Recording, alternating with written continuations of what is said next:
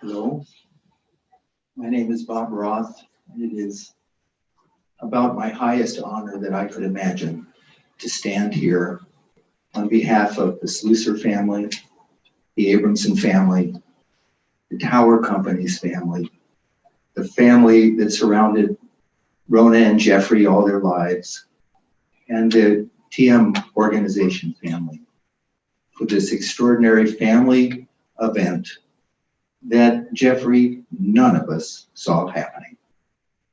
A huge and tumultuous moment in all of our lives, and yet filled from the core of our being with a great and grand celebration of Rona Abramson's life. And in celebrating Rona's life, we celebrate Jeffrey's life. Because Rona and Jeffrey were this: powerful, soft, loving, compassionate, kind, wise. And that, Jeffrey, remains. That remains.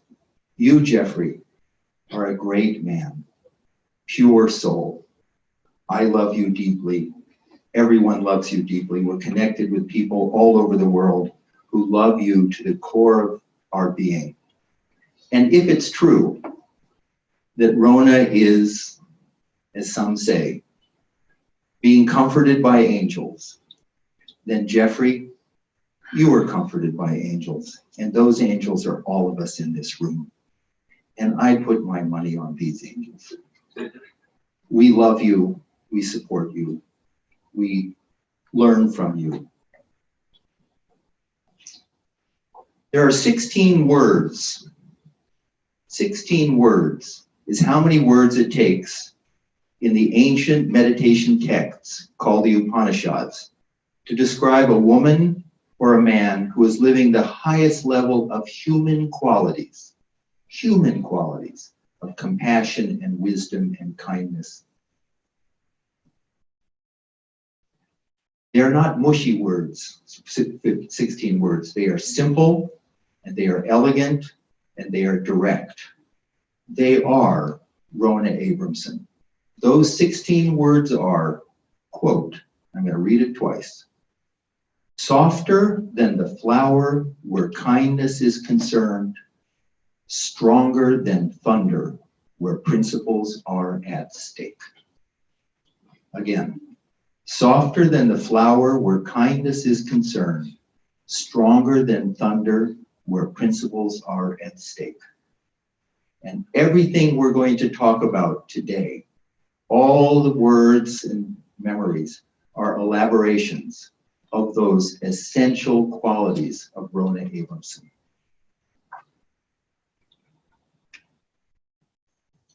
This is not going to be your normal memorial service.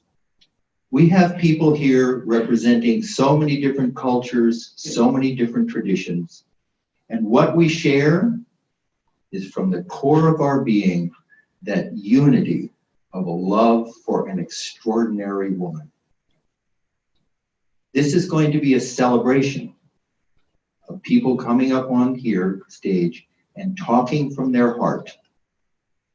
First, many people who Rona worked with for over 40 years in the TM organization, and family members, and quotes from friends and families. There's a beautiful statement. The world is my family. And for Rona and for Jeffrey, that was the case. And no parent of a family can live with the suffering of a child. And for Rona and Jeffrey,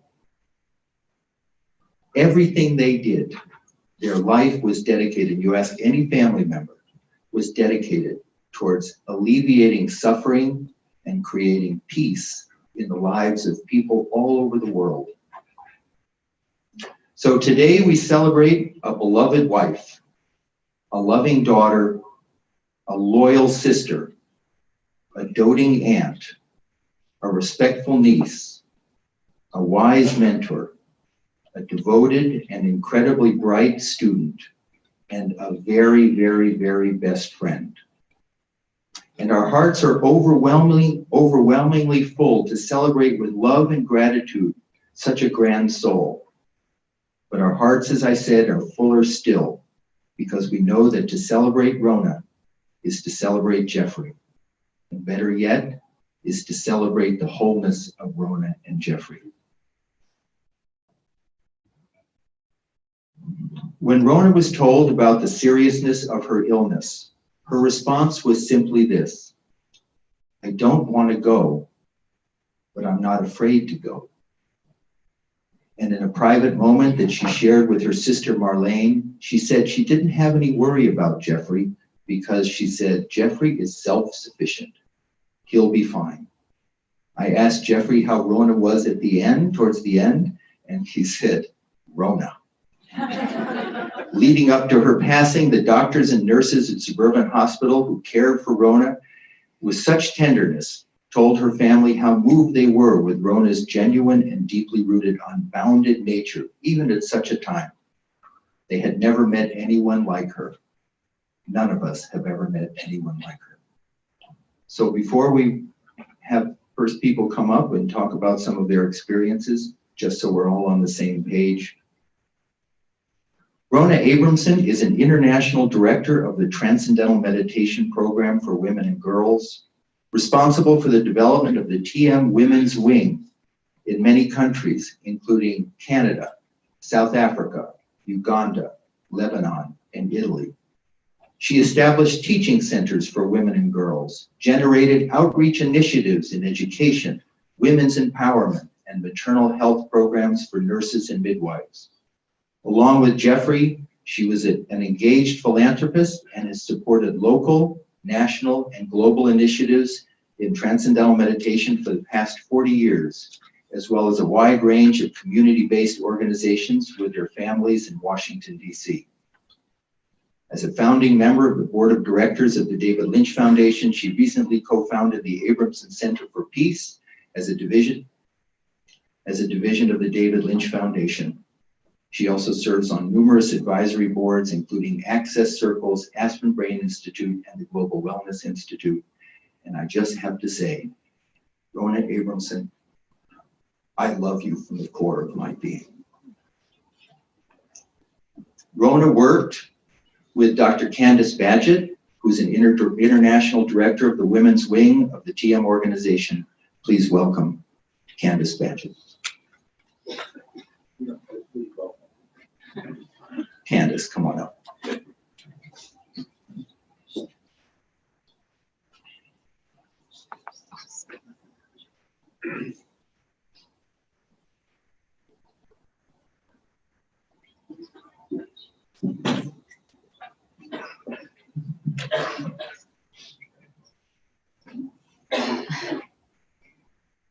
Rona Abramson was to me my very, very, very best friend.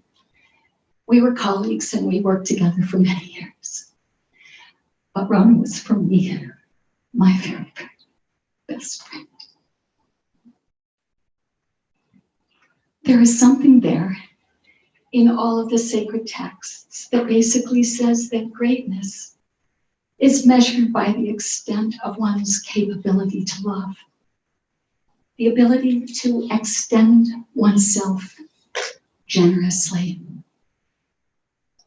to forgive the transgressions of others, to always find something to appreciate in others, and to uphold the dignity of others while at the same time never allowing one's dignity, one's own dignity, to be compromised.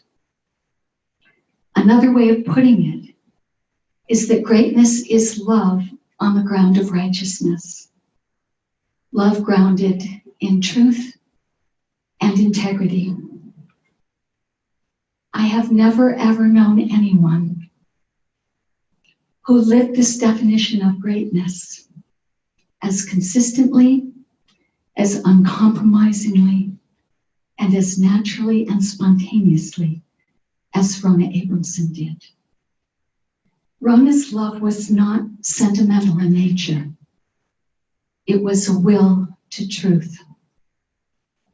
Rona always supported the most noble and the most exalted feelings and responses to the circumstances in life.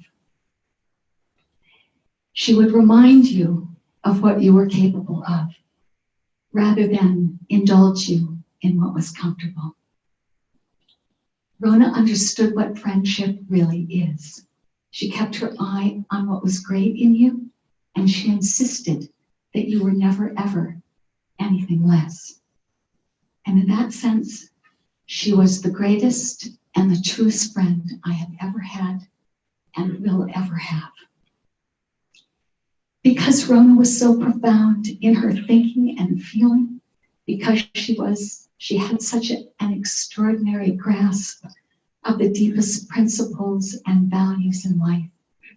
She saw the cosmic significance in everything, in every event, in every instance, such that life was always exciting in its progressiveness.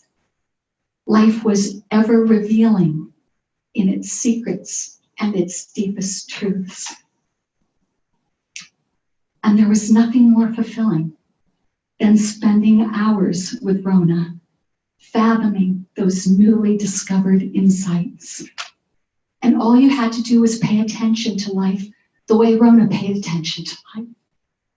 And then you could come to appreciate that everything is cosmically significant. Or as Rona would say, it is seismic. With Rona, there was never a dull moment.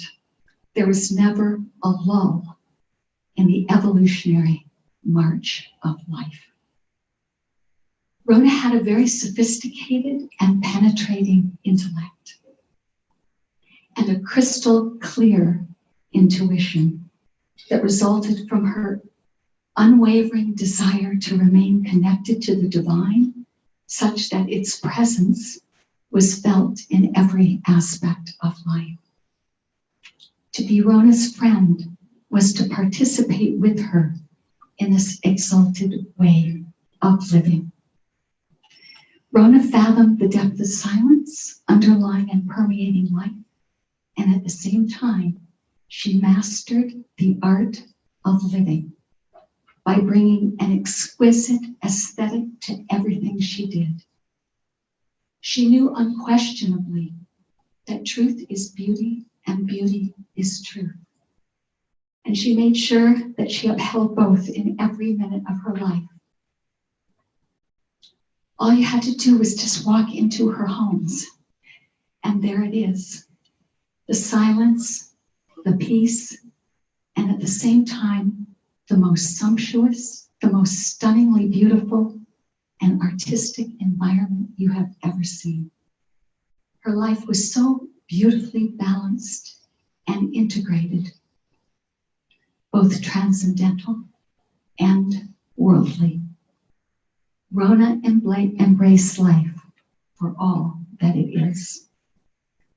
But most profoundly and most importantly, we come back to the fact that Rona mastered the art of loving. And that was what made her not only great, but extraordinary.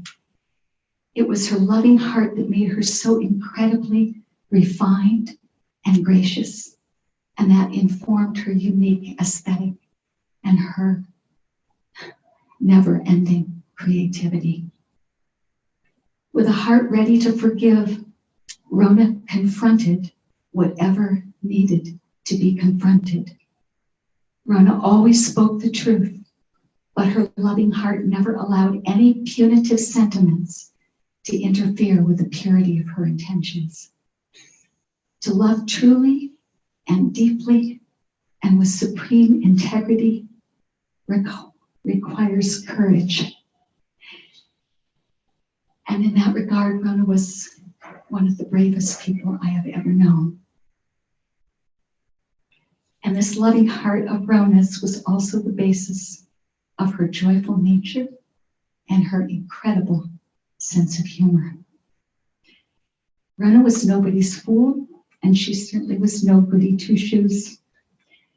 Just someone who lived a life of purity and integrity and with a fantastic sense of humor. And her marriage to Jeffrey was exemplary. Two amazingly pure hearts that together created a powerful force of love in this world.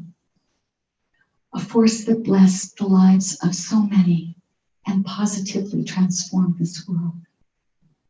Rona's life was exemplary. Rona's life spoke for itself. It told the whole story, a story of a commitment to truth, to beauty, and to love. And no doubt, as is true for so many of us here today, I will miss Rona more than words can express. But we can only be deeply, deeply grateful that we were so blessed to have such a remarkable person in our lives, and someone who impacted our lives so significantly and so profoundly that she will forever be a part of who we are.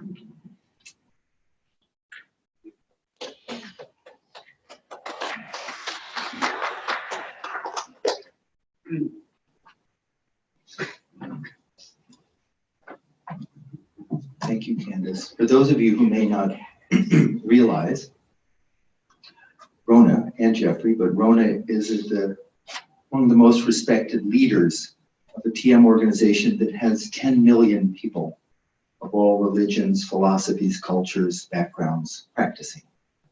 Programs that Jeffrey and Rona have put into place have brought about funding of $30 million from the National Institutes of Health for work in reducing heart disease. Their work with Dr. George Rutherford in 1993 at the Fletcher Johnson School, bringing transcendental meditation and consciousness-based education to a urban school, was the spark for now over 1 million children learning to meditate in under-resourced schools all over the United States.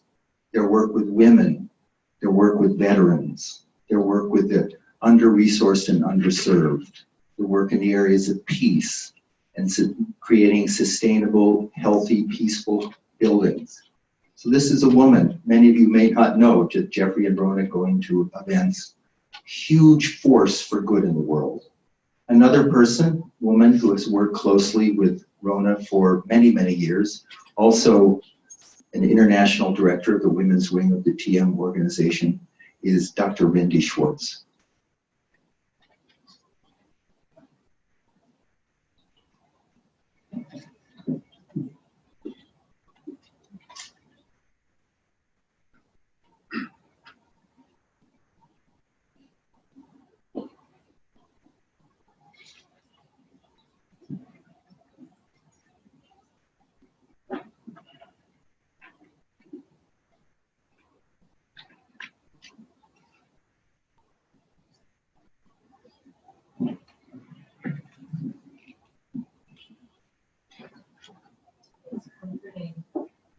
To be celebrating our most precious Rona.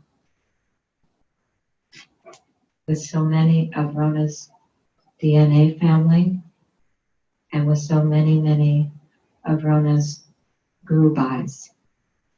Gurubai is a Hindi term that sums up the reality of brotherhood or sisterhood that is spontaneously created among those who share a passion for knowing and living the divine. Rona is a Gurubai to all of us, a sister in the deepest and most real sense of the word. Rona has always had an especially intimate connection with those of us on the Mother Divine program, because like Mother Divine, and for those of you who don't know, Mother Divine is a group of several groups of single women dedicated to the full unfoldment of their own enlightenment, their own consciousness, and to creating peace in the world. So like Mother Divine, Rona was engaged non-stop in the pursuit of spiritual perfection through Mercy's knowledge and programs. She attended numberless courses with Mother Divine, and over the years embarked on educational projects with Mother Divine for the purpose of bringing to women and girls the ultimate educational experience, the discovery of their own self, their own Atma, as the ruler of the universe. Rona supported Mother Divine on every level, including financially, but she was far from an ordinary donor.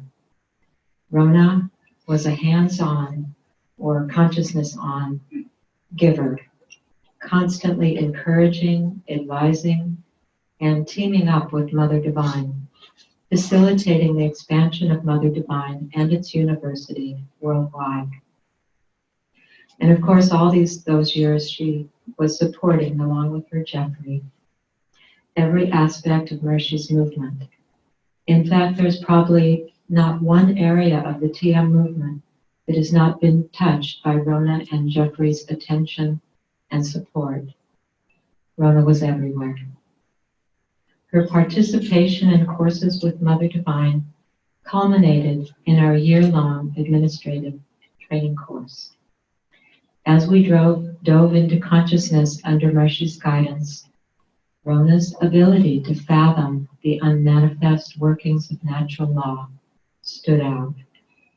Towards the very start of the course, the first experience Rona related inspired Mercy to bestow upon her a PhD right then and there. And Mercy spent almost the entire afternoon commenting on her experience, comparing it to the cognition of the great Vedic seer of Rigveda, Madhu Chantis. At the close of administrative training, our course, and in the year that followed, Mercy gave us a detailed vision of what we were to achieve for, as he put it, half the world's population, and through the world of ladies for the entire global population. Rona took up the charge with unrelenting focus and yet impeccable grace.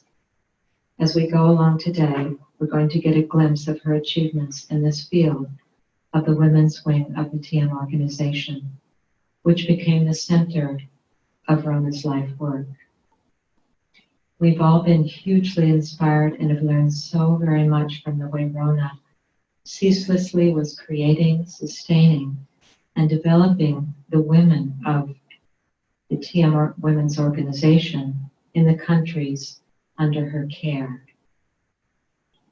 In 2008, when the universe turned upside down and Mercy was no longer available in physical form, Rona proved to be an anchor for the entire TM movement family.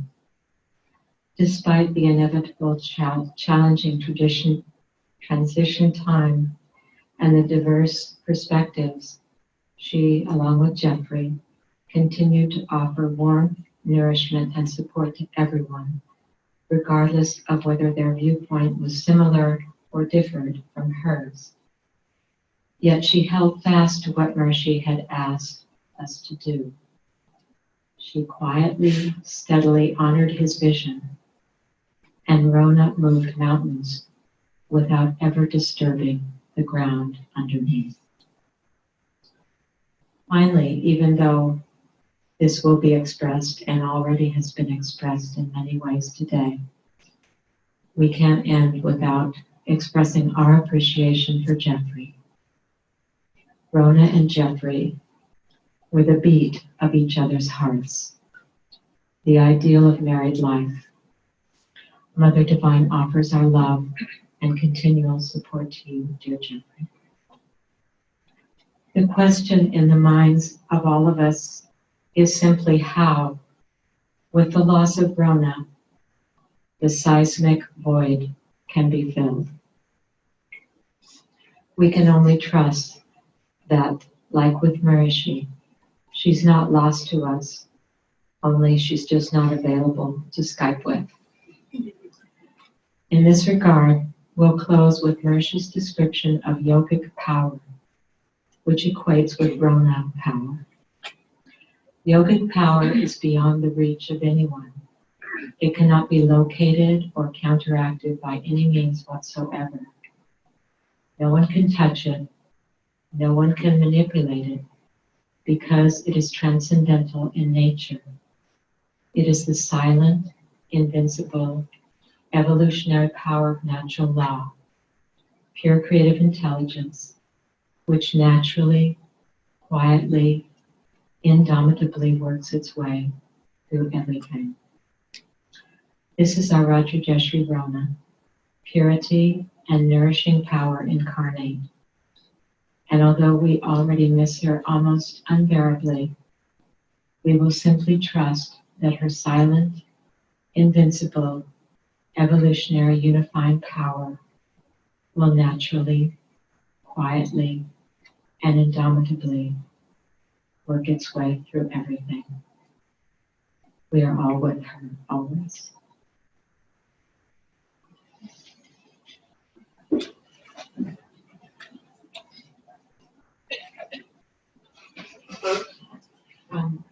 Okay, so Bobby was asking if I would read a message from Dr. Kim Tiernan, who's another member of the Mother Divine program and also an international director of the women's wing of the TM organization.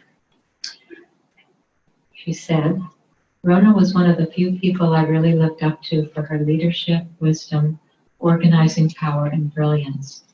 And she was really brilliant.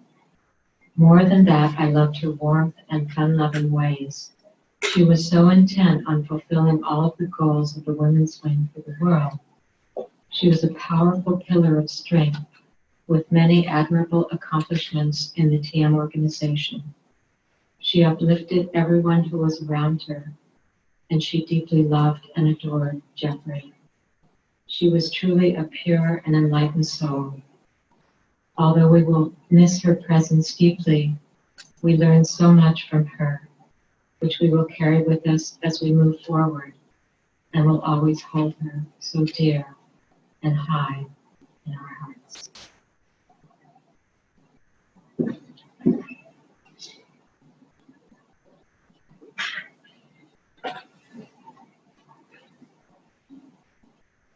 I happen to be Jewish, and whenever I would hear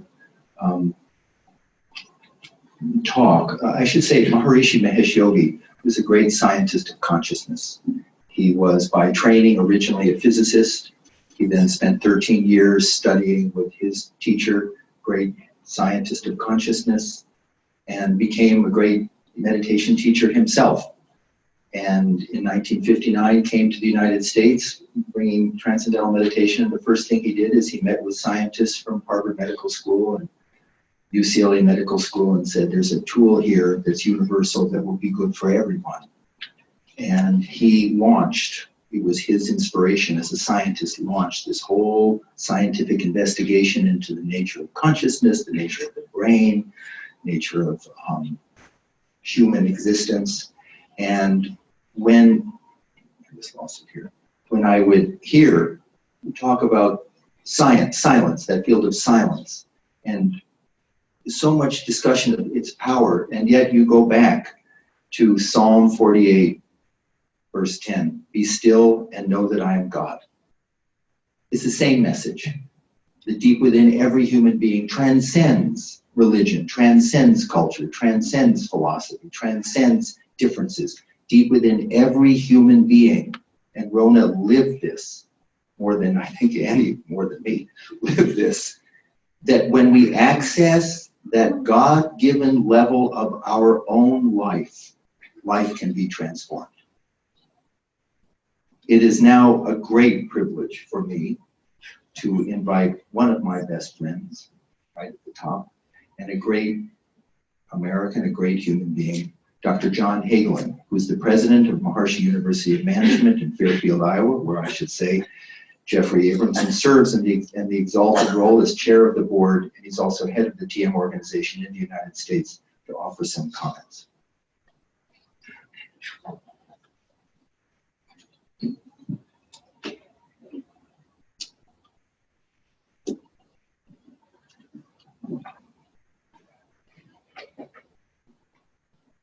Hello and welcome. Rona is a dazzling soul. She would bring such light such incredible grace, such infectious charm, to every meeting, to every circumstance. It was magnetic. It was infectious. And yet it wasn't just sort of a surface bubbling effervescence that you may sometimes see here and there. Her magnetism emerged from a very, very profoundly deep core. She had remarkable power and silence in this being established in an inner purity and inner truth and inner purpose that was absolutely thrilling and motivating to so many. I represent Maharshi's teaching organization in the United States, and also, as mentioned, I'm lucky enough to be at this time serving as the president of Maharshi University of Management.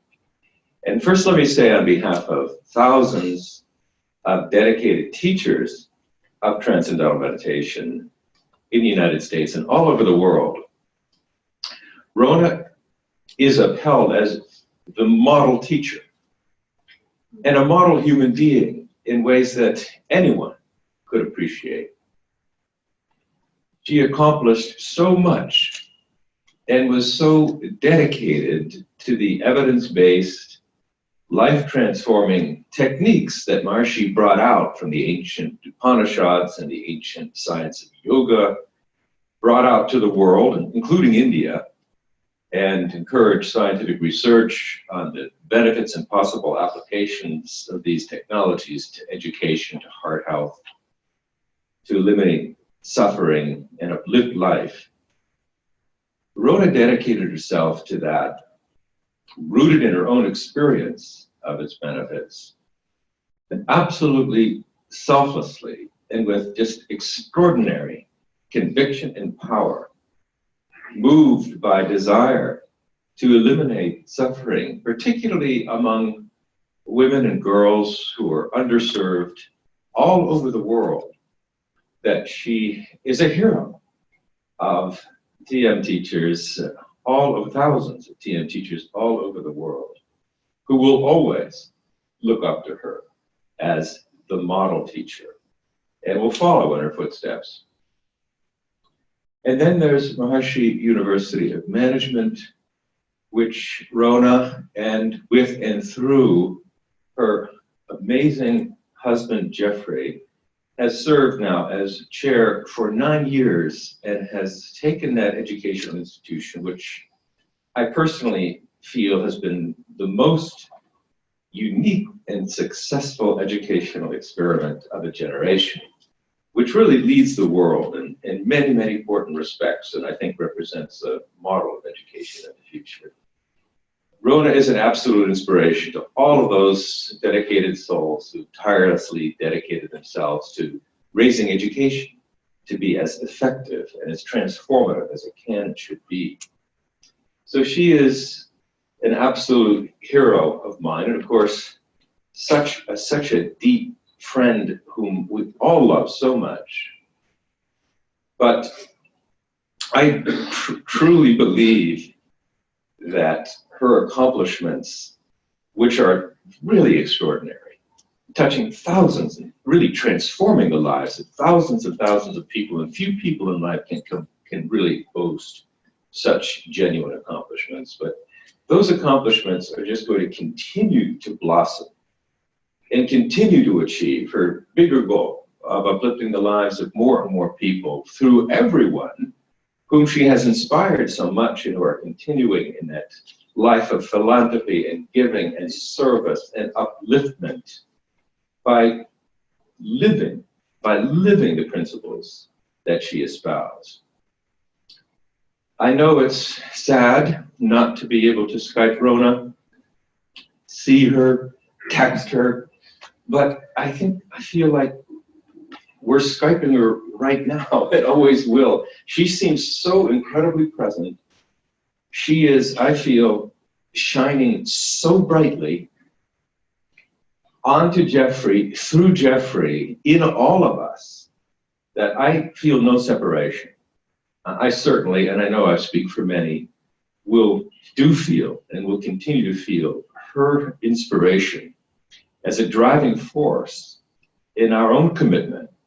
And I think if there's one lesson we may learn from this sad day, it's that in this short life and short time that we have been given, we should, as Rona certainly did, and I'm sure would encourage us today, just commit ourselves to the highest good. And in service to the highest good, we live our lives so much more fully and can also help so many millions do the same.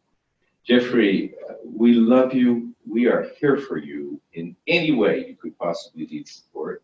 You are self-sufficient. You are wise. You are generous. You are blissful. You're a magnetic leader. You have everything. A life already so well lived and so much more to offer that it's hard to feel grief for you except simply to say that we are here for you for anything that you might need.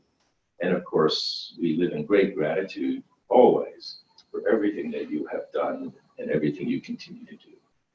Thank you.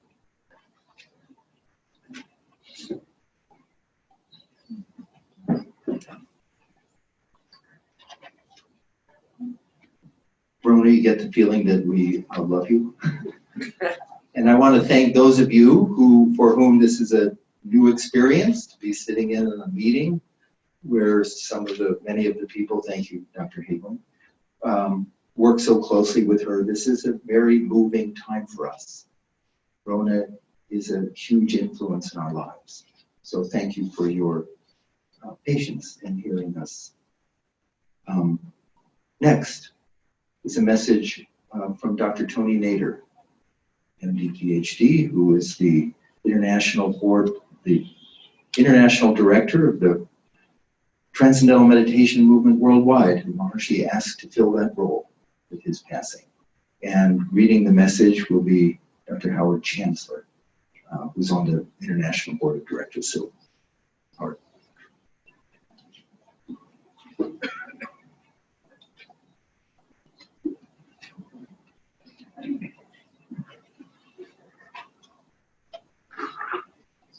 It's an honor to be here and share this message from Dr. Nader. Rona's departure is a shock and loss to our entire world family. Anyone who knew her will deeply miss her. So many benefited from her loving care, were elevated by her dignity, nourished by her love and compassion, felt comforted by her assurance and peace, marveled at the beauty and silence which she had and with which she surrounded herself, were enlightened by her wisdom and intelligence, gained hope and were uplifted by her bliss.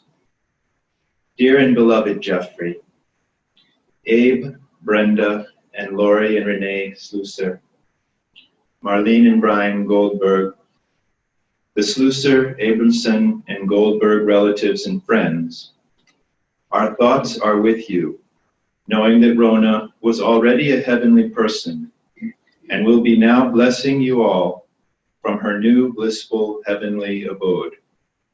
We want you to know that Rona was family for us also. She loved and treated us like family, and we cherished her as a sister and caring mother to all. Our consolation is in her exemplary life, so beautifully lived, and her grand legacy forever cherished in our hearts.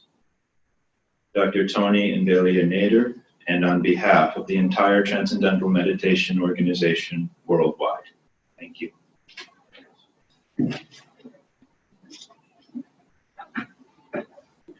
Thank you, Dr. Nader.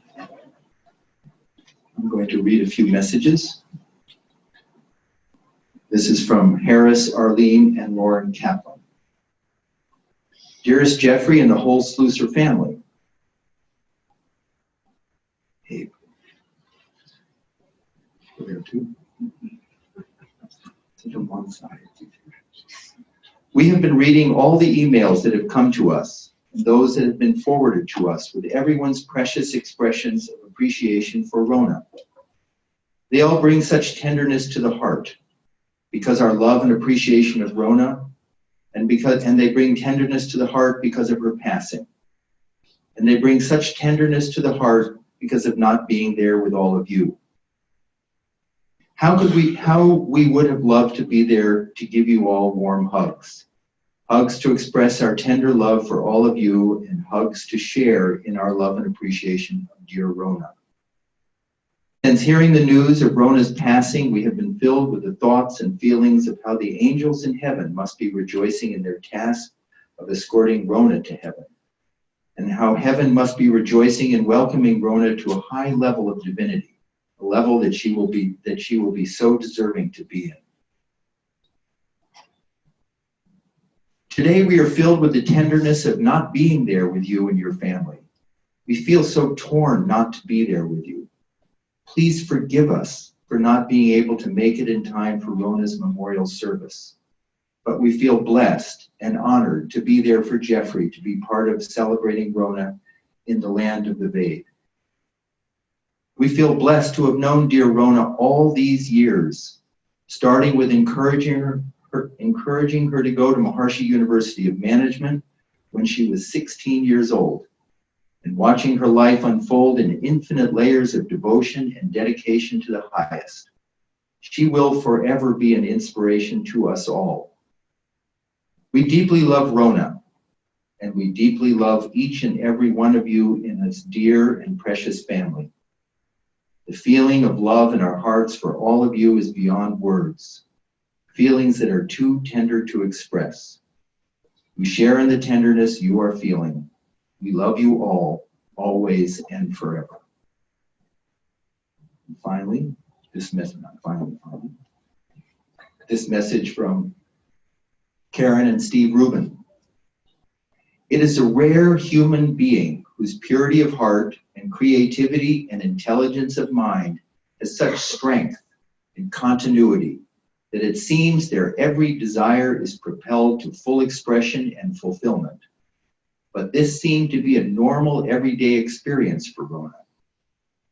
Karen and I feel immensely fortunate to be among the many whose lives were nourished by Rona's presence, inspired by her strength and clarity of creativity, and moved deeply by the nobility of her desires and generosity of heart.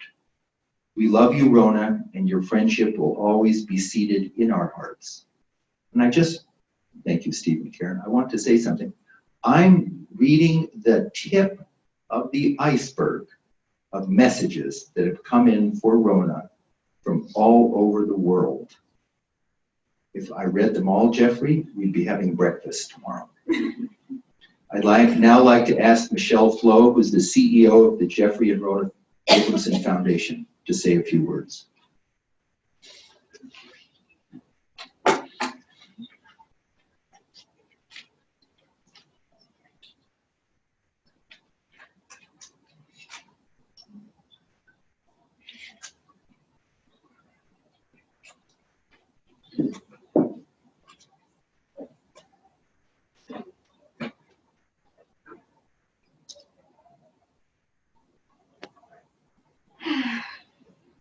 Jeffrey, Abe, Brenda, Marlene and Brian, Lori and Renee, Ronald and Ann, Gary and Penny, Slusser and Abramson families, and everyone that just like me considered Rona family. It is my profound honor to be here to celebrate a great soul. Rona positively altered countless of women and children's lives, including my own. Today you will have heard many stories about the unconditional friendship, support, and mentorship that she provided to people across the globe. She thrived on improving everyone's life. Through her values, her dedication, and her day-to-day work as the International Director of the Women's Wing of the Transcendental Movement. Rona inspired everyone she touched to reach their full potential, elevate their consciousness, and change their lives for the better. Have you ever spent time with a leader that knew what mattered and stood her ground about these specific things? Rona led her life with purpose. She knew what she stood for and what values she had in her life. She led with her authentic self. Rona cared deeply, deeply for people. She was someone that felt and shared her love honestly and straight from her heart. I once asked her how she could afford to give so much energy to so many people. Her answer was Jeffrey and Maharshi. They grounded her, they adored her, and they gave her wings. Excuse me. Her eyes would,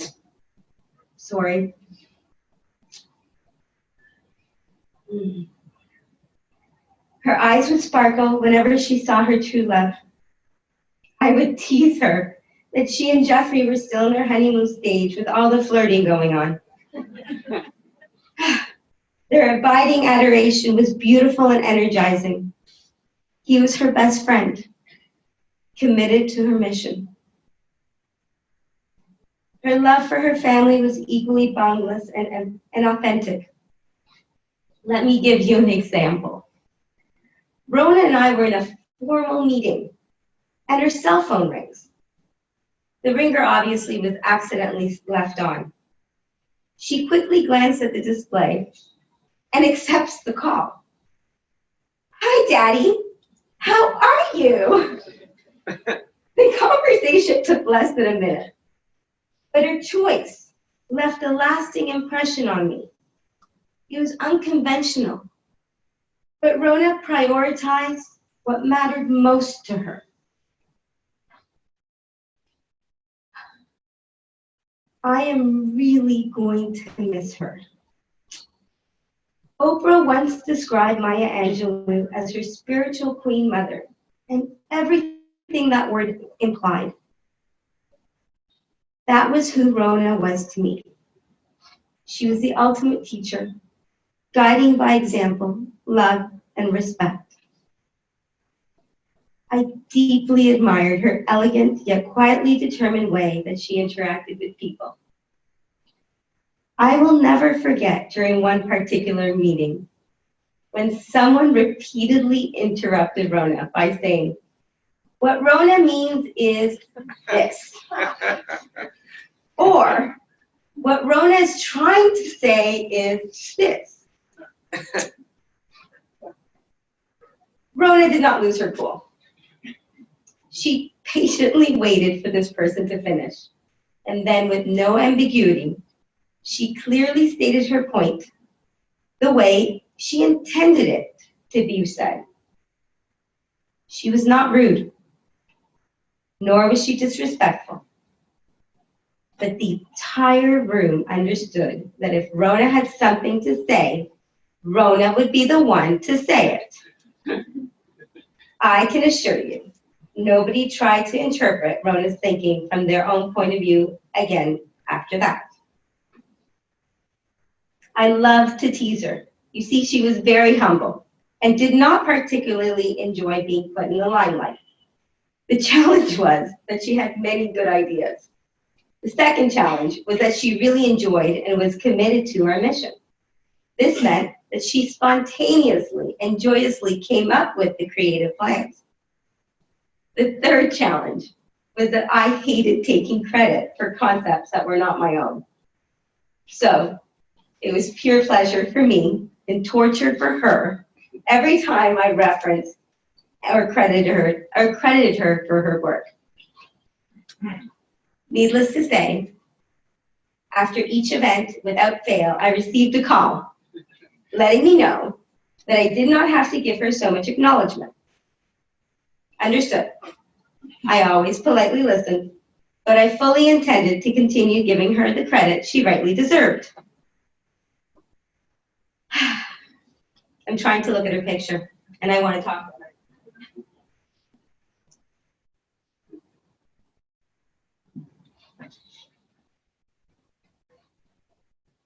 Rona, you changed the world around you because of who you were, your values, and your love.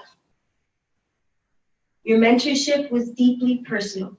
Your purpose and your values and your dreams became mine.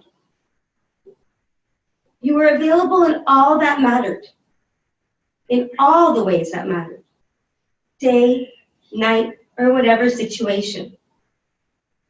You were there for those you loved and all their families. You also made sure that they knew it and always felt comfortable asking for your help. I'm here today to say thank you. Thank you, Rona, and to also let the world know that you changed me forever. I'm a better person for knowing it, and I know I'm not the only one. I do have something else to say. I just have to take a deep breath.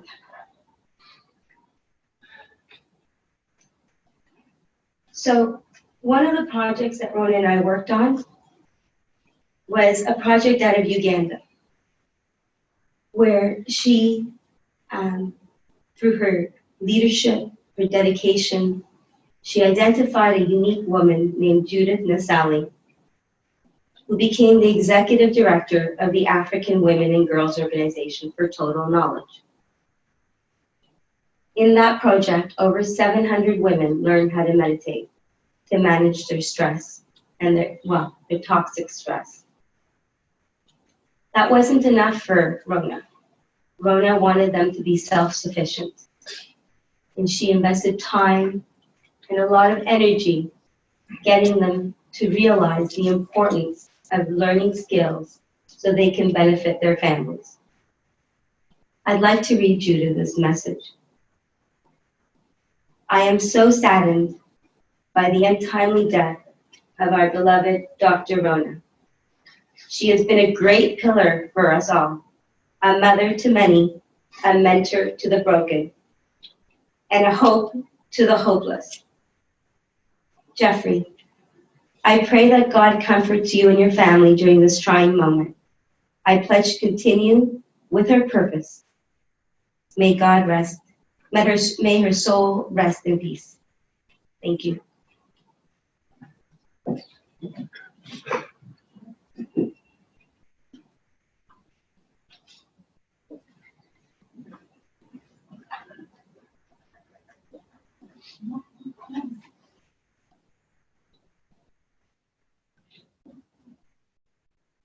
We have a few more messages like this, and then we'll hear from the family.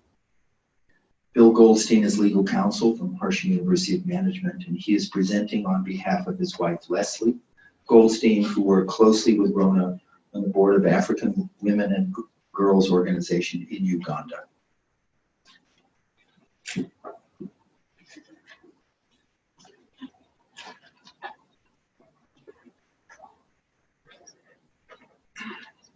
I get the honor to speak to you to provide the words of Dr. Leslie Goldstein, who fortunately is in India. But can I offer a few words of my own first, buddy? Yes. Good. Jewish law emphasizes that eulogy should be truthful. It is simply no exaggeration for me to describe Rona as one of the most exemplary, remarkable women I have ever had the honor of knowing and working with. In her role as board member of the David Lynch Foundation, International Administrator for Canada, and for her remarkable work in East Africa. And don't worry, nothing I have heard from any of you today makes you lawbreakers. For just as there certainly was no hype in Rona, there certainly is no need to hype her to truthfully describe this incredible human being. Leslie and I love her so deeply for who she is and what she has done. The work in Uganda is, I think, perhaps the most important transformative research and social work project that's ever been done with a transcendental meditation program anywhere in the world. Am I biased? I don't think so. And it has only just begun. It is on the verge of truly great success for the deserving mothers of Uganda, thanks to Rona. Let us please continue that passionate legacy that was realized due to this force of nature known as Rona Abramson. Her unrelenting, razor-sharp attention to detail, always delivered through the heart of a celestial angel. That was her formula for success and will be ours. Let me now provide you what you've been waiting for, the words of Dr. Leslie Goldstein, Director of Special Projects for African Women and Girls Organization for Total Knowledge, Uganda. Some of what you were hearing about Rajeshwari Rona today may sound lofty, beyond measure, but trust me, anyone who has worked closely with Rajeshwari Rona on a daily basis, as I have over these last 6.5 years, will know that every precious word spoken about her today is absolutely and unequivocally true. Her vision was piercing, vast, a vision that saw her role in this universe to enlighten the world through development of consciousness of the woman of our planet. For her, this was a precious moment in the vast display of history, whose time had come for a reawakening of the feminine principle on Earth.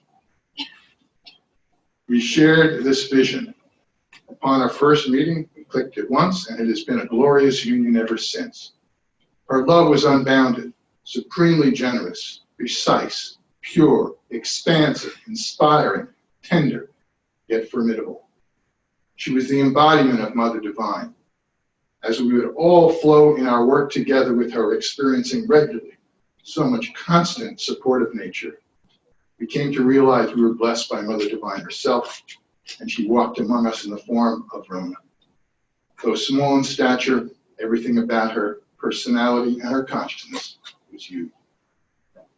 Her nature was the very nature of Mother Divine, nourished, ever-flowing, unifying, all-embracing, constant, kind, and yet, oh so formidable, a self-propelled, self with a capital S, force of nature to be reckoned with.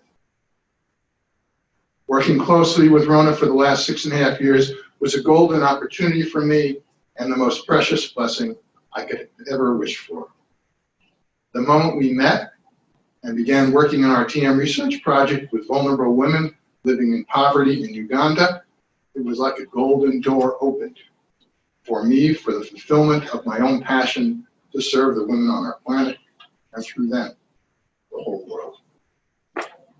She was my guide, friend, boss, mentor, and inspiration. I had the glorious opportunity to learn from her and observe her in action as she steadfastly, strategically, and thoroughly built the TM Women's Organization Uganda from the ground up with the immense creativity of an artist and the one-pointed precision of a scientist, an organization that I know will serve as a model and example for our whole world movement for generations to come. She gave this organization the name African Women and Girls Organization for Total Knowledge, AWAGO. The work of our fabulous team of female governors led by National Director Judith Nasali, who you've just heard from, includes programs for women's empowerment in schools, working with health professionals, cultural institution activities, and programs for professional women. And under Rona's guidance, this work has grown and expanded. Dearest Rona, we will make sure that your work continues. I pledge to you today to continue to take care of the people and project you so deeply love, to ensure that your life and very purpose will continue. We are so sad to lose you, but so happy to know that you have put down your to-do list in this relative existence and are enjoying flowing now in the infinite realm of pure consciousness, from where your impact and blessings will continue to flow to us in ever higher and greater measure to grace us and guide us to fulfill your desire, the desire of Mother Nature, the enlightenment of the world.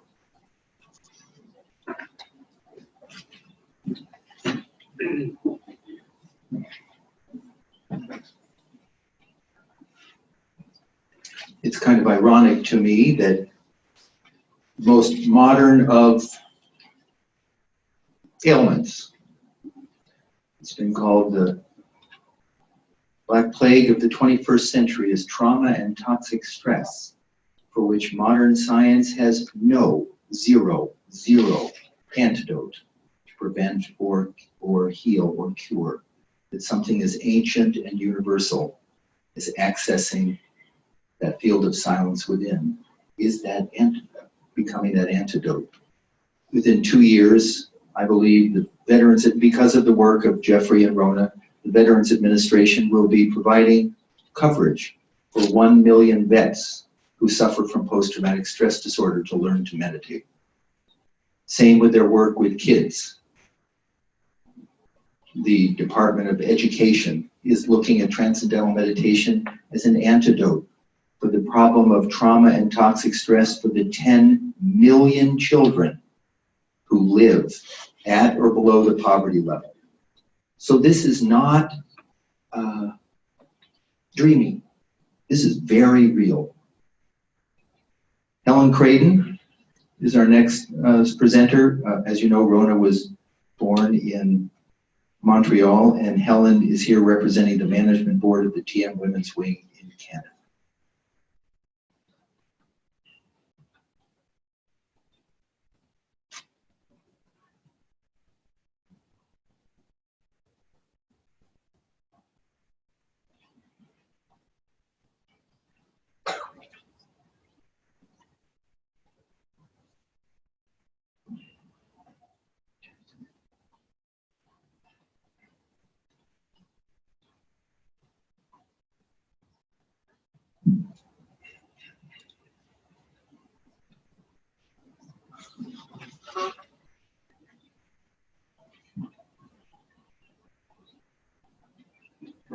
I'm a little bit surprised, I'm quite sure it's on the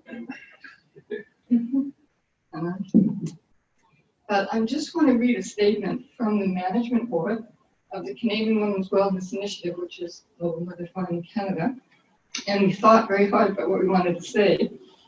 Today is a very bittersweet day to be honoring our dear Dr. Abramson, Roger Jeffrey Rona, but we're choosing to focus on sweetness and the essence of the beautiful qualities of leadership, which we experienced so genuinely in Canada, working with her for 9 years, I think. I am bringing a message of immense gratitude today from the management board of the Ladies Wing movement in Canada, with whom Rona had a leadership role, and a role she honored with dedication, one-pointedness, and a steadfast tenacity of spirit. Arianna Huffington once said, "The more fearless we are in our personal lives, the more of that spirit will bring to changing our world."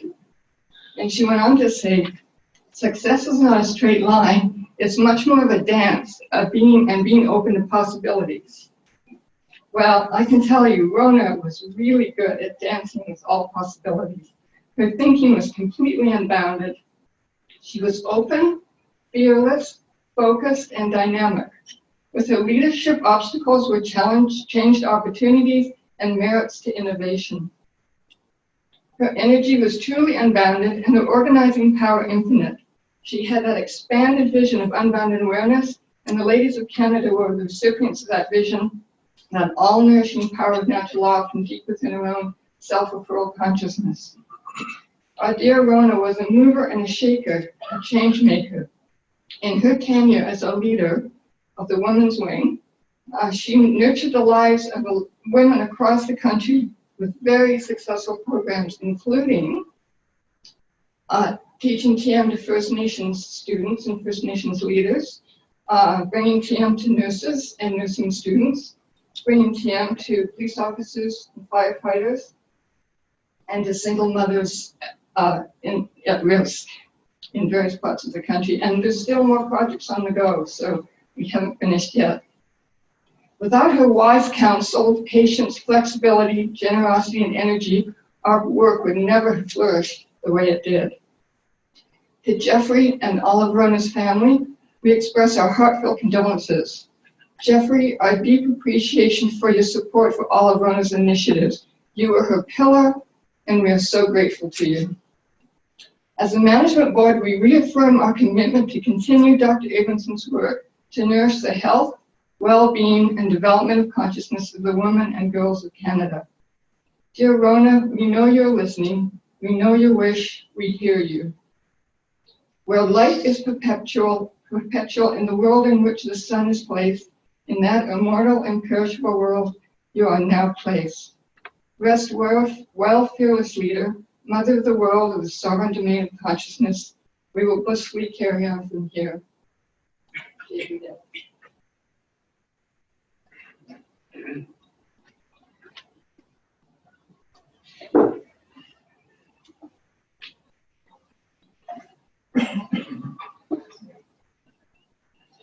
Going to hear from Rena Boone and Sam and Melody Katz, and then we're going to hear from the family.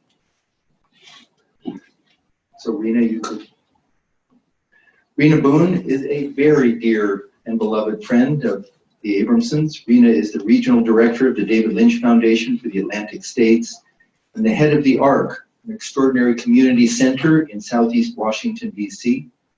Rena is here with her team and represents the great, my hero, wonderful human being, Dr. George Rutherford. So, Rena.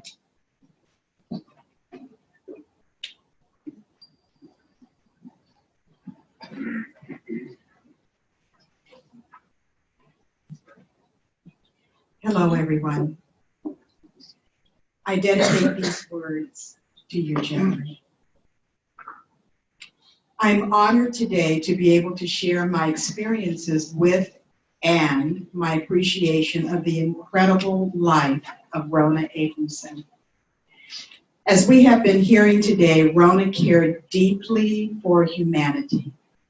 She was a powerful force for transformation and uplifting the lives of people that she touched. Rona touched my life.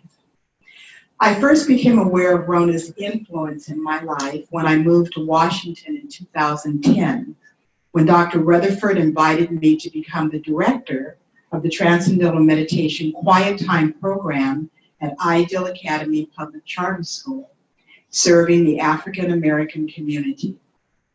This was a project of the David Lynch Foundation. Rona was a supporter and donor of this project with her husband, Jeffrey. When I would see her at events, she would inquire about Ideal and the children with such love and appreciation for the progress that we were making. I received the feeling from her that the world truly was her family, and that Ideal was important to her, as was the organization that she was establishing in Africa to bring the knowledge and experience of transcendental meditation to the women and girls on the continent, to uplift the quality of their lives. I was inspired and motivated by her territory of influence in the world. In January 2018, I became, as Bob said, the regional director for the David Lynch Foundation in Washington, and we opened our doors to our brand new meditation center, TMC, Transcendental Meditation Center, at the ARC in Southeast DC, in the African American community. We are here to reduce the effects of toxic stress, which oftentimes can lead to violence, and uplift and improve the quality of life for people. This project was very dear to Rona. As a board member of DLF and a donor for this project, when I walked into the center for the very first time, I felt Rona's loving, caring influence. With her gift for decor and style, she had picked out the furniture for our center Everything was in place, and we were ready to receive people who would come to learn TM. In December of 2018, at the end of our first year, we had a special meeting and group meditation, followed by lunch for our beloved donors, Rona and Jeffrey. We sat together with Rona and Jeffrey and a group of our dear meditators who had come and were so eager to meet them. I will never forget that group meditation. All of us being together in the stillness and silence was so powerful. After the group meditation, sitting in a circle, a number of our meditators shared their experience of the benefits that they had received from their TM practice with so much warmth and appreciation for Rona and Jeffrey. I saw the radiant look on Rona's face as she took in everyone's story. I could tell how much this mattered to her, how deeply fulfilling this was to her heart. Afterwards, we took radiant pictures. People lingered that day, talking and basking in the richness of the experience. Rona's influence was huge in the world and will continue to be. She has left her legacy, and I feel, and I say this with all of my heart, that I have gained a guardian angel who will continue to bless the world and the work that we are doing.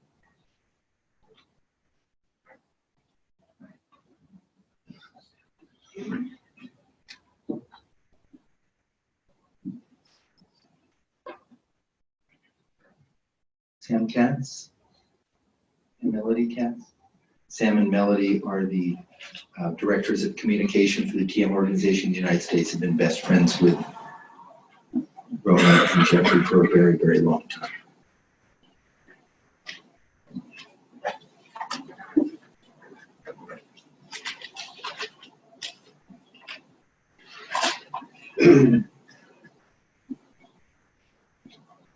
Have you ever cooked with Rona? If you have, you know her entire approach to life. Cookbooks were merely the starting point. She would assemble the best ingredients, a new idea would zoom forth into her consciousness, and the next thing, the dance would begin. She would be putting together spices and herbs with things you never imagined, and suddenly it was finished and fresh and original and always delicious. Have you ever decorated a room with Rona? I will never forget, we just moved to the area to work with Jeffrey and Rona, and while some people might get a welcoming fruit basket, Rona sent over a truck of furniture and furnishings and fabrics. We're in the upholstery business suddenly. Once the furniture had been unloaded and had been arranged, after a while she stopped by, and within minutes, everything, and I mean everything, was completely rearranged. Yeah, we would do this. We come over to your house and who lives here now? I thought the couch was over here. Yeah, it was last week. She was this kind of cosmic artist. I remember, and that day when everything had come over and we put everything away, and Jeffrey called just to see how we're doing. How's it going in your new place? We're at the Blairs. And I said, well, our floor rug is now on the wall. And there was a pause and then a laugh. Then he said, oh, Rona stopped by. With Rona's magical touch, our humble home was suddenly transformed into a sophisticated, stylish apartment at the Blairs.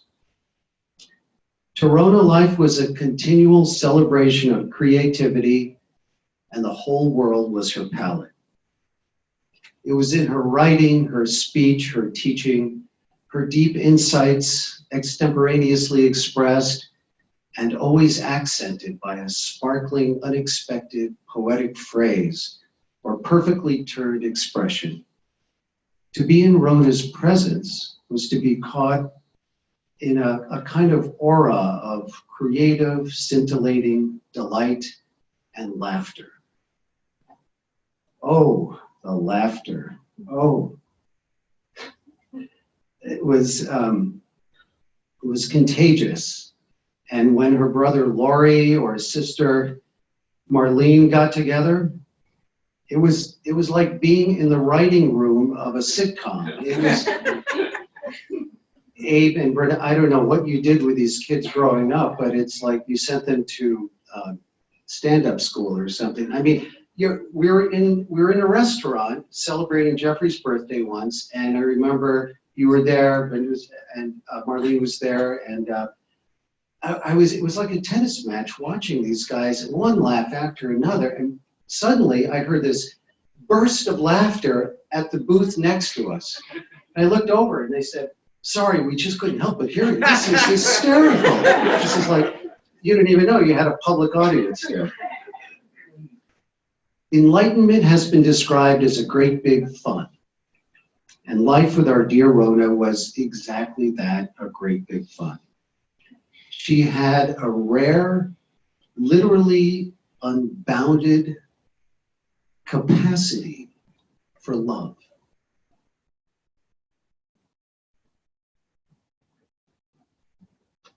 Rona was a powerful force of nature, but a soft force, a force of love, of joy, of bliss. And that was the secret source of her creativity, her loving heart that desired to make all those around her happy. It's been said that the purpose of creation is the expansion of happiness. So let us, in our honor of our beloved Rona, celebrate life as Rona did, as a fountain of love and joy, lighting up the world with happiness wherever we are, because that was her legacy.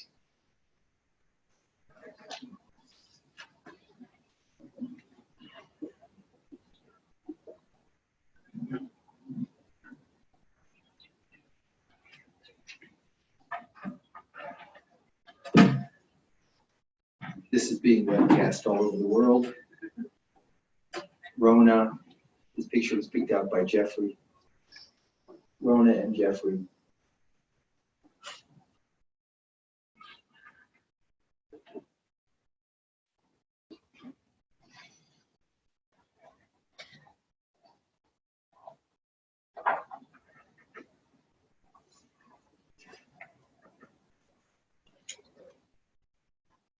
Royce Lucer, Rona's brother.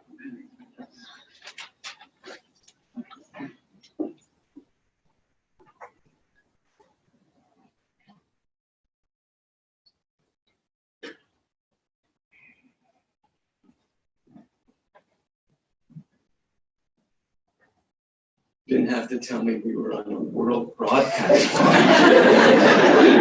Now it did. Bobby, I'm going to start off script. Excuse me. I wanted to share with everyone a quick story. Growing up, I was a big, big fan of Muhammad Ali. And I was just 11, 12 years old. You'd see Ali boxing. I thought it was beauty. And I would shadow box at home. Roni was 6, 7 years old. And she, as even recently, she'd look at me mildly bemused. She'd tolerate me. But she remembered the shadow boxing. And many years later, she took on a little hint of it whenever there was some project that she was engaged in. And there was a tiny bit of doubt, and doubt was rare. She'd put up her fists and she'd punch like a little bunny rabbit. And she'd say, "We could do it, we could do it." And I always will remember that. I find myself, even this morning, thinking about this and talking about Roni, and I just thought, we could do this. So Roni, let's go. First of all, thank you everyone for coming. Just an absolutely beautiful assembly of souls gathered here today. Renee, Zach, Anya, and I would like to first start by just saying aloud a few dear names. Maharishi Mahesh Yogi, Rona's perfect teacher. Jeffrey, I love you, Jeffrey. Rona's beloved partner, and the entire beautiful Abramson family. Bina, Rona's dear mother. Abe and Brenny, Roni's dear father and dear not-so stepmom. Marlene, Roni's favorite sister. And Brian, her loving brother-in-law. And our dear Garbers, Mitch and family, Donna and family.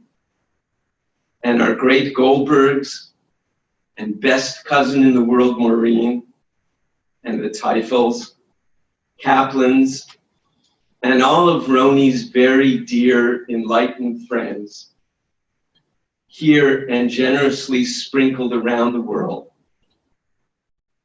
And ultimately, our dear world family, with special acknowledgement to all the women and girls here and everywhere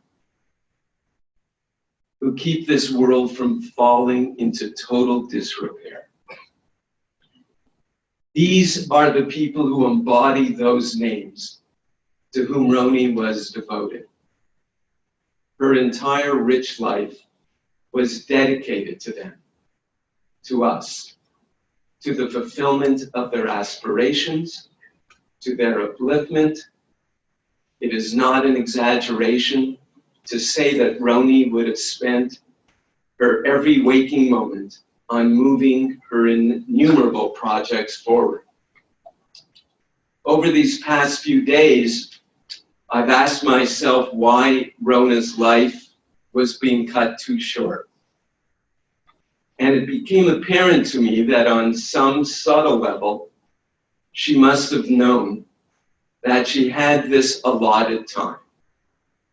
And so she raced onward, much like this past week, at a furious, albeit calm pace. No time to lose, utterly fearless. Every minute counted. Perhaps her sweet body could no longer contain her ever-expanding, vast, great soul. So let's go back for a moment. On April 26, 1957, this sweet little soul was being born, and a tremor was felt. The world was being put on notice. Rona was here to accomplish great things. As a child, she was absolutely adorable. Long blonde hair, bangs down to her wide blue eyes, and those eyes were always looking outward. She was just biding her time until she could get going, doing the important work of her life. Rona chose her parents because they would grant her the freedom and love to choose her own path without obstruction. I think Roni chose me as her older brother because I was to start TM in October 71, and a few months later set up a TM living room lecture for our family and friends. The next week, our whole family began meditating. Dad's never missed a meditation since. Roni was just 14. I think she felt a bit pressured to start, but soon she would own it as her own decision. Roni chose Marlene as her older sister because she was to need someone to look out for her, someone to play with and to laugh with, And Marlene fulfilled that role beautifully her entire life.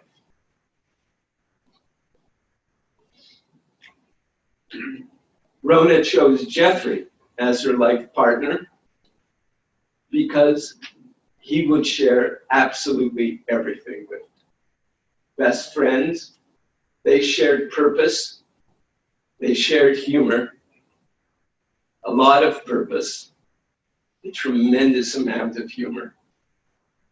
Some years ago, we were with Rona and Jeffrey, and Roni told a very funny joke. I wish I could remember it and share it with you. She was always present. She could be tired, it didn't matter. She was always in the moment. And I just burst into laughter, but I told her it wasn't the words, it wasn't the joke actually, it was her timing. She said, I know. Funny, eh? And I just loved when she would say eh. It was kind of her nod to her Canadian roots. And it was her way of being a younger baby sister. Just allowing Marlene and I to revel in that role. And I should add that Jeffrey was in the background, nodding admiringly and confirming that yes, she had been telling more jokes and her timing was spot on. Of course, we know it was just a matter of time. She was learning daily from a comic genius. Roni had so many wonderful qualities. Beauty was created, adorning her and her environment in a spontaneously combust way. She was magical, almost with a wave of her hand. Beautiful clothing, Sam referenced, fabrics were flying, shawls, coats, hats, handbags. Beautiful rooms and homes would be created, rearranged and created anew. Rona was effortlessly elegant and filled with grace. She was the perfect hostess, always caring for everyone around her, always making us feel at home. And she was deeply determined. At times, nature would just bend to her will. Everything had to be done right and quickly. She was brilliant. She was highly, deeply intelligent and intuitive. And she accomplished so very much. Sometimes she would show a more vulnerable side, looking for our approval, wanting to be sure that something she was planning or something she was writing was crystal clear and just right, eh? And Rona loved Jeffrey so deeply. She graced us all with her love. She was a constant inspiration. She was my hero.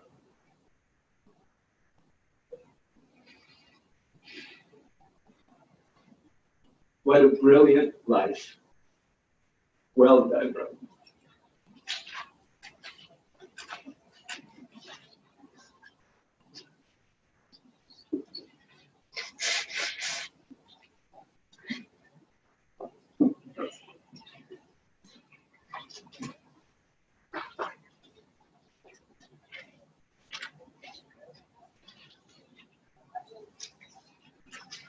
Ann Abramson is the wife of Ronald Abramson, and Ronald is Jeffrey's brother.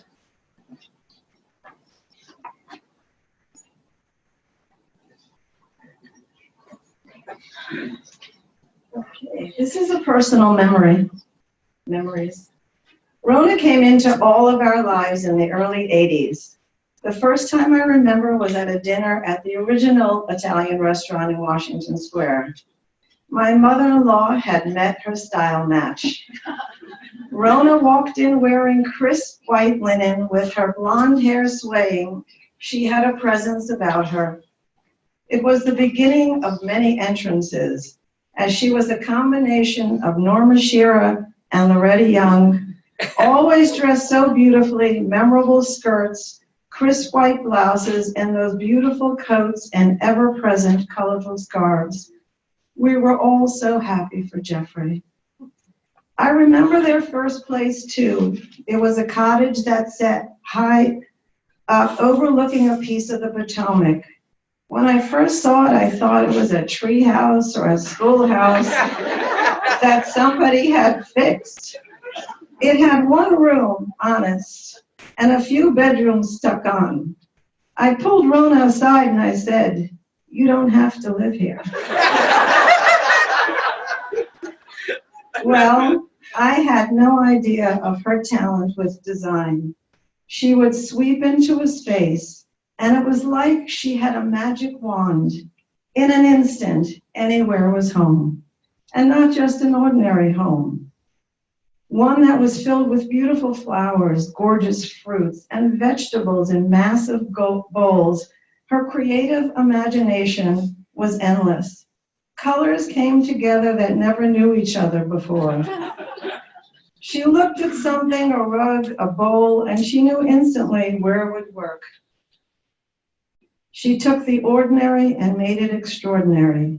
A simple brunch would be turned into a still life painting.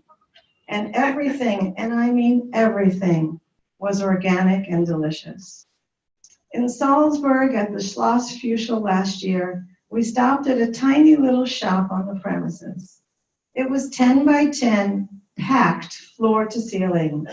From somewhere out of the blue came a beautiful pair of shoes that just happened to work perfectly. Everything fit her so beautifully. Rona loved the food in Salzburg, and she would marvel at how they could create such imaginative vegetarian. I have photos of her studying the presentation. She truly appreciated the music and the opera productions as well, and was a solid critic. It was her thoughtfulness and her spirit that shone through on so many occasions. We shared Nora and Dave's children, our two grandchildren, or as she liked to call them, the boobalas. She was a great sport, trudging through a very hot zoo or dressing up for Halloween. Rona chose her spaces wisely, and when she was present, she was there 100%. Her smile was infectious, her thinking always clear and directed. She loved Jeffrey so. She once told me if she had to, she would live in a lighthouse with him, and by the way she said it, I knew she meant it. Smooth sailing, sweet Rona, you were a gift that we appreciated in the time you were here. Your good works will continue, and we will miss you each and every day. This past Tuesday morning, I wrote to Rona in the off chance that she might check her email. I said I would love to visit if possible. Her response was so thoughtful and funny in the midst of all that she was going through, and I quote, "Hi, I just woke up. I am feeling better than when I checked in. I really needed this care so much. They are excellent here," always complimenting. "Just getting sleep is a miracle. You are welcome to come as long as you prep your mind. I look pretty bad, not an understatement. XO Rona." Dearest sweet Rona, you will always be beautiful, Mamala, and you brought beauty and care to everything and everyone you touched. I will cherish your last words to me. It is so hard to say goodbye.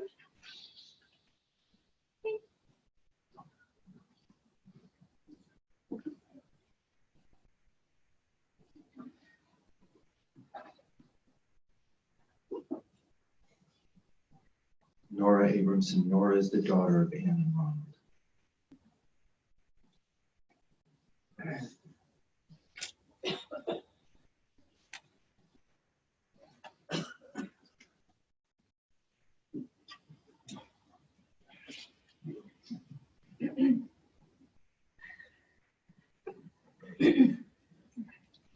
Hi, I'm Rona Abramson, Rona's niece. I definitely did not want to dress up today. That's how I feel right now, and I'm sure some of you can relate. But I know Rona would have pulled herself together, even for something as sad as this. Put on lipstick and worn something beautiful. So here I am, in lipstick and a fresh sweater in honor of Rona. I feel I've been blessed with both loving parents and truly wonderful aunts and uncles. Rona was like a second beautifying, right here. Okay. Rona was like a second beautifying, traveling, meditating mom to me, both soft and strong and always so supportive. Rona believed in the deep human capacity to evolve, as you guys have been hearing. She felt that if it wasn't working, you should change it. She also believed in the power of beauty in objects and experiences, in abundant flowers, in a peaceful home, and good lighting.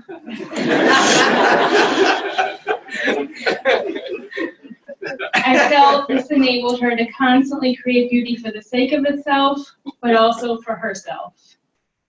There were so many times when I felt ambivalent about buying or changing something, and she'd urge me, just go for it. Buy the jacket, buy the new couch, even if the kids would spill all over it, which they did, of course, and worse. Bejewel yourself, not for others to look at, but because it honors you. And that there's nothing a little lipstick can't help. She credited your mother for that one. I believe Rona's capacity to live her life from her gut, her heart level, as she'd say, enabled her to create these same opportunities for others. She genuinely believed that all people, from close family to women in her beloved Ugandan programs and around the world, were entitled to live life from their own heart level, that this was everyone's right. Dave and I visited her and Jeffrey in Palm Beach when our first son, Gabriel, was 6 months old. It was our first trip as a then family of 3. We felt so incredibly cared for. She whipped up individual single-serving baby food from scratch so it could be fresh for each meal.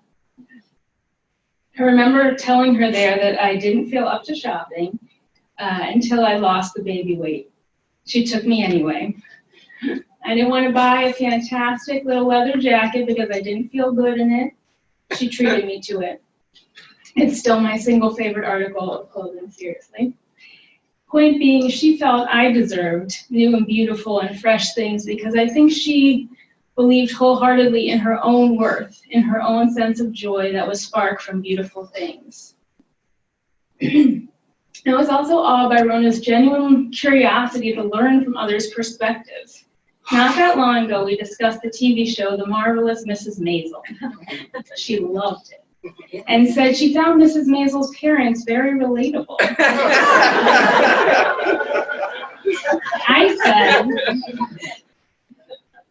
I said they felt so stereotypically Jewish to me, and I found it really hard to relate to them. It turned into a memorable discussion. A week or so later, she told me she'd gone back to watch the show from my perspective, and that she could really see what I meant. Dave left me a note. I was so touched that she would register my point of view so deeply and honor it by rewatching a show. It kills me to write this because, like all of us, I am not ready for Rona to be gone. I feel robbed of the years I envisioned having with her, one-on-one with her comforting sage advice and insight, and with her in our children's lives. Gabriel and Caleb adored our time with her and Jeffrey, where the boys have a cabinet of toys and a complete set of cleaning tools to sweep up and fight over. We fell into a rhythm of pizza dinners and brunches, the Bethesda Elementary School playground, and nights of bedtime stories before heading home to sleep. At our last meal together, Rona and Jeffrey ordered pizzas and set up a wonderful floor picnic for us all to enjoy. Partly because she knew that was our own family Sunday ritual, and she felt the kids would get a kick out of it. May Rona's memory be a blessing and also a roadmap, a reminder to adorn ourselves, meditate, build the beautiful thing, do the one-year course in Europe, start the life-changing program for others, do whatever thing feels so you, and above all, do it in a natural, easy, and loving way. Do it for the feeling it gives you at your own heart level. Go easy, sweet Rona. I feel blessed to have had you, your light in my life for so long.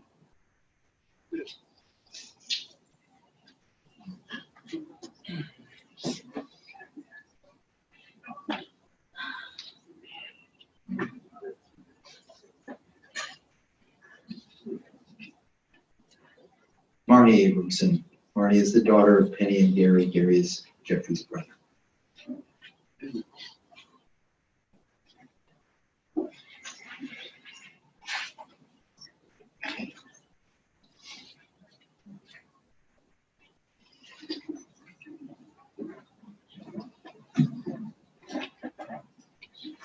Okay.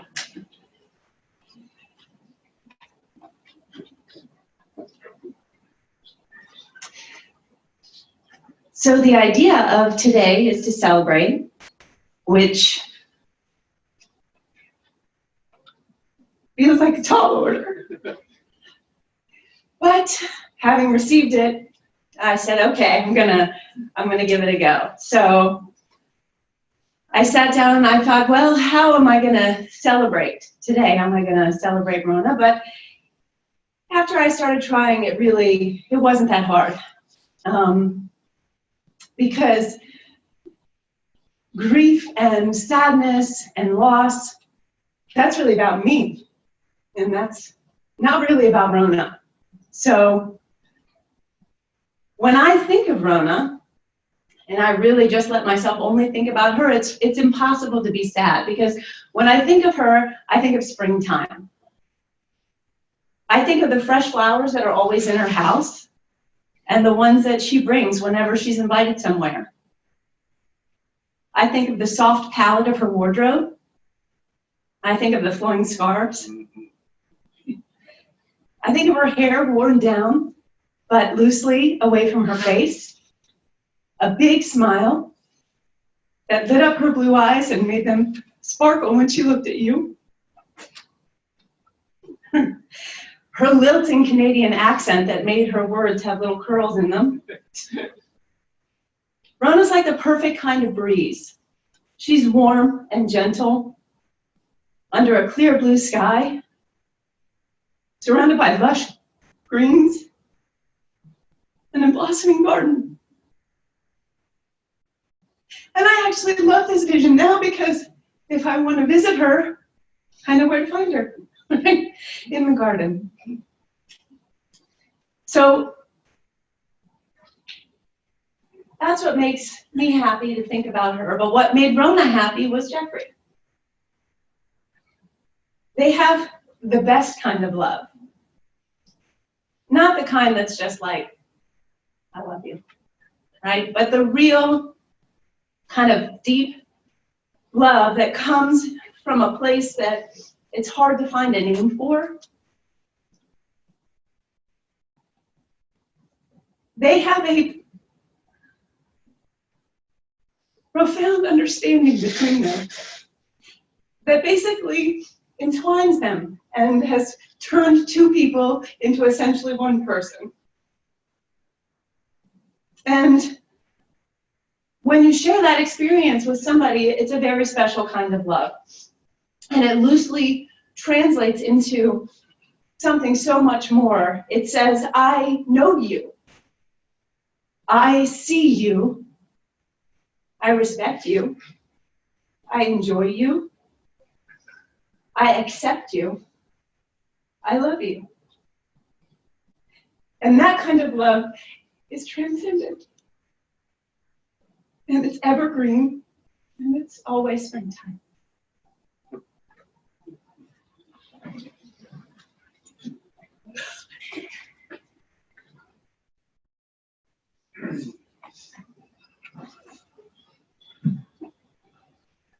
We're going to hear from Mitch Garber, who is Rona's stepbrother, then we'll hear from Jeffrey.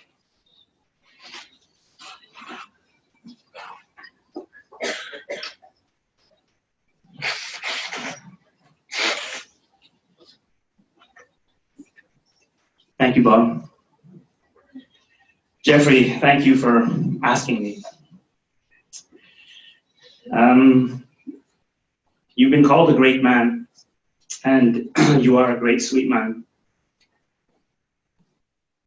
If 1,000 people who were to hug me and I were blindfolded, I would know which one was you. It would be the best one.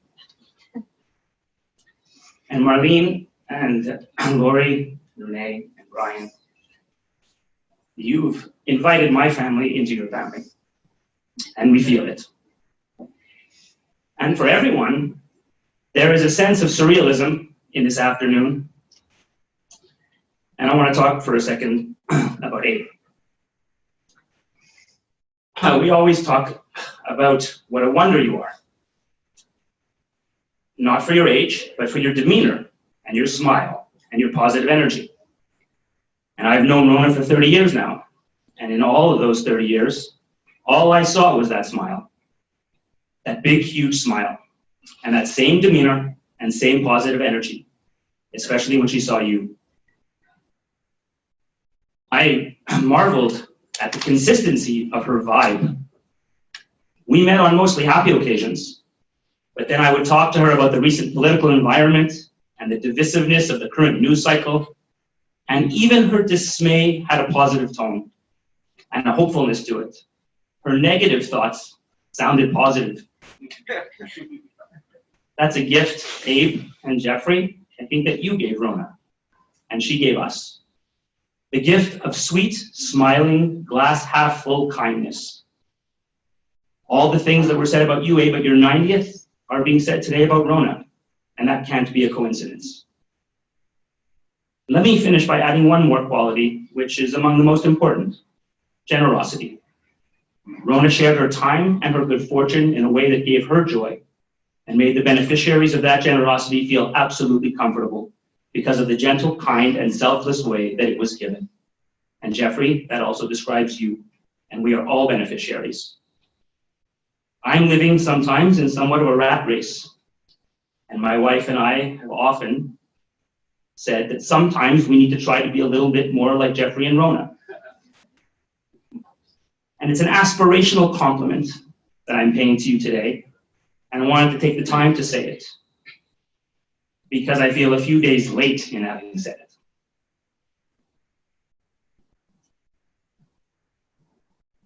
Rest in peace, Rona.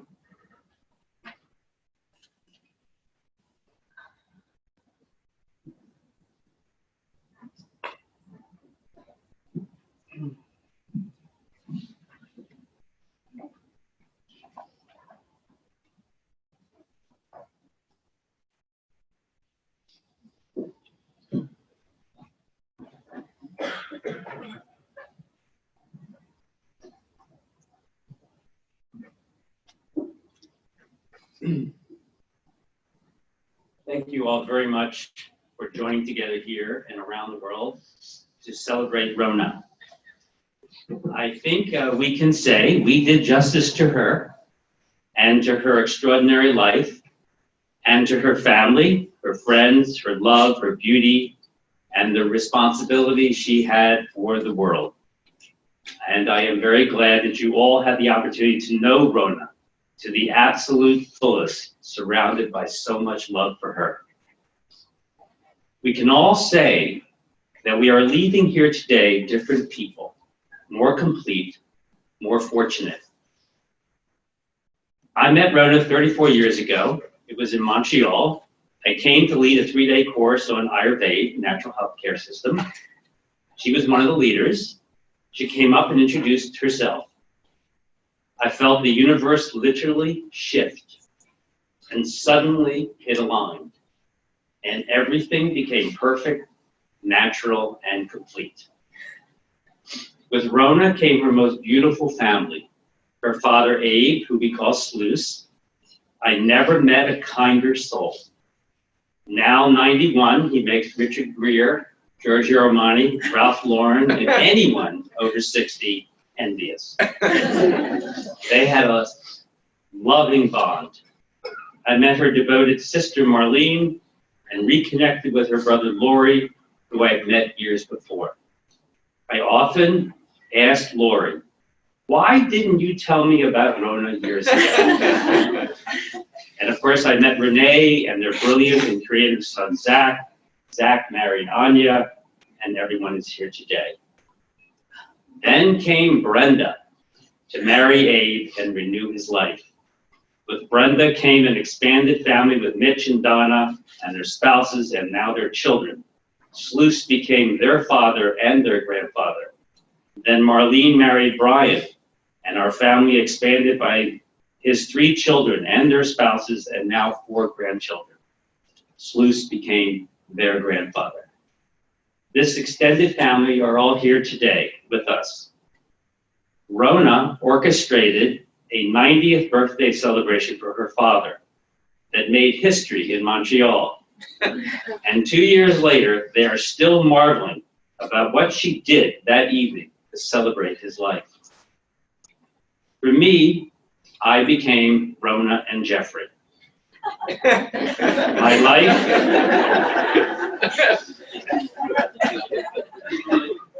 I was no longer one person.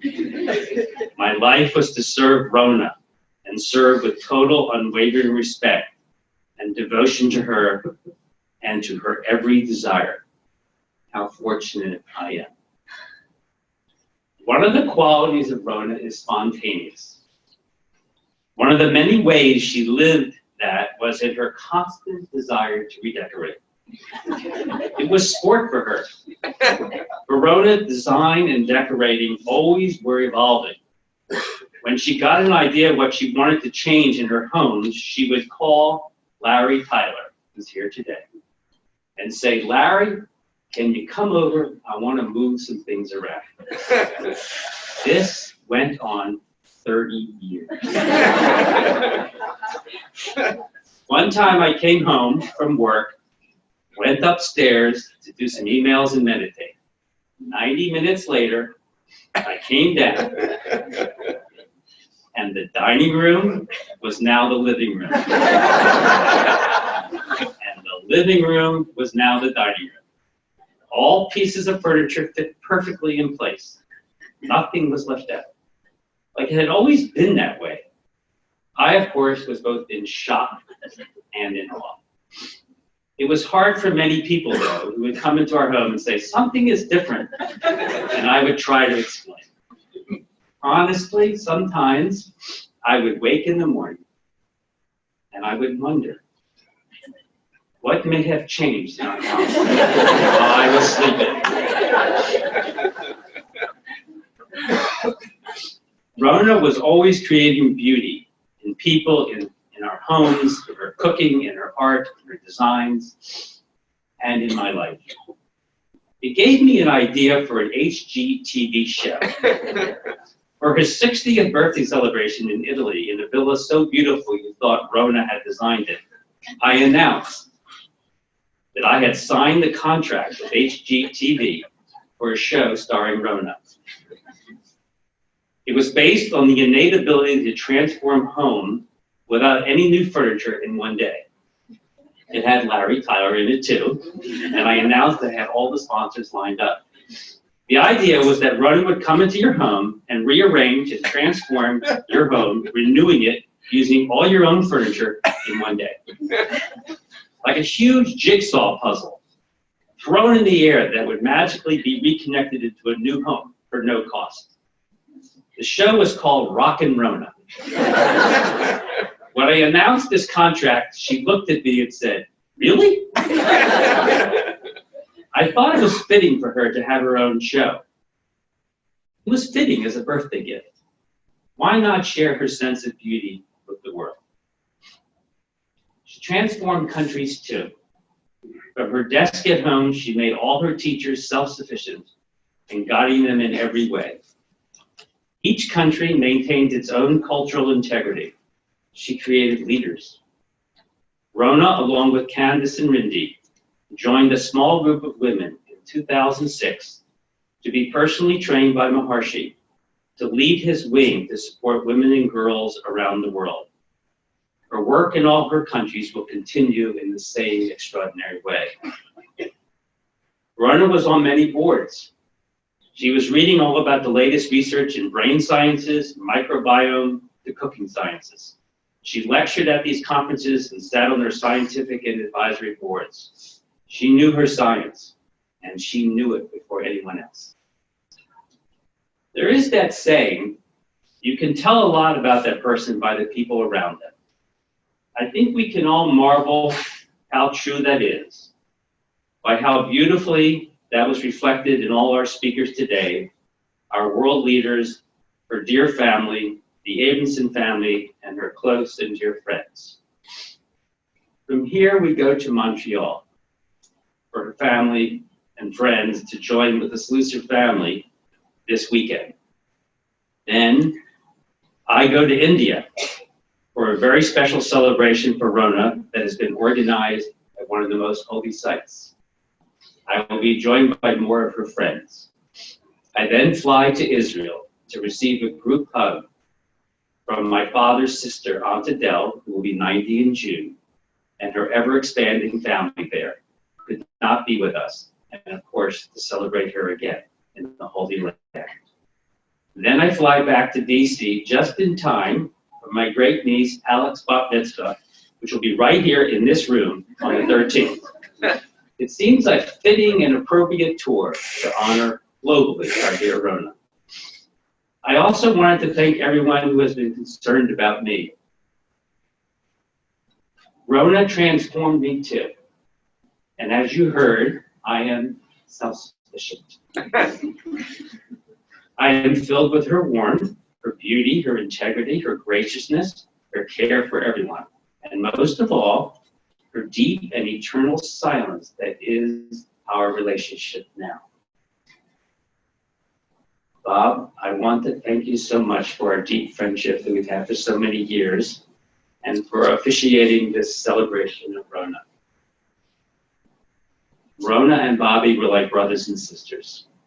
Bobby, you did justice to her life, and we all thank you today. I want to make special mention about her sister Marlene. They were truly inseparable, and Marlene was totally devoted to Rona. Marlene came here to be with Rona. She stayed in her hospital room and never left, not even to sleep. This brought immeasurable comfort to Rona. Marlene brought so much to Rona, and she adored her in every way. Rona shared her final thoughts, which we have read today with Marlene. I was so comforted to have Marlene here with me, and I was so lucky to see their love and bond. I can assure you too that my bond with Rona's family will continue in the same eternal way. And thank you all for your kind and gracious emails and flowers expressing your love for Rona. Reading what she meant to all of you and to our world added even more fulfillment to my heart. We will all carry her deep silence and fullness in our hearts and be forever grateful that we had Rona in our life and elevate our world. She was on a mission, and her mission will continue. Thank you.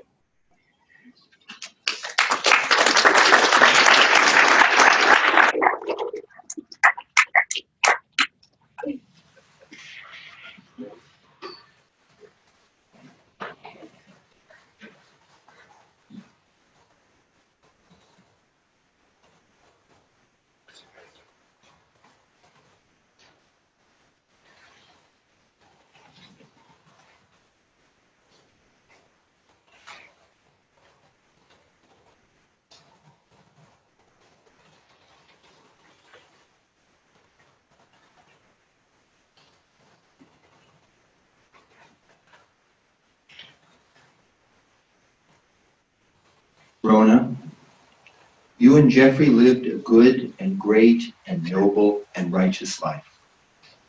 You both bathed in the love of your parents. You both bathed in the love of each other, of your siblings, of your devoted friends. You made the right choices. You lived for a higher calling. You were true to yourself. Your life is full. Why you left us, Rona, we will never ever know. But as you lived so beautifully, you transitioned so beautifully. And the measure of a life well lived is your impact on others. Look here. Look how you filled our lives. Rona, all of us, we grew up together, we learned together, we enjoyed together. But more than just doing things together, Rona, you actually led us. You inspired us. We followed you.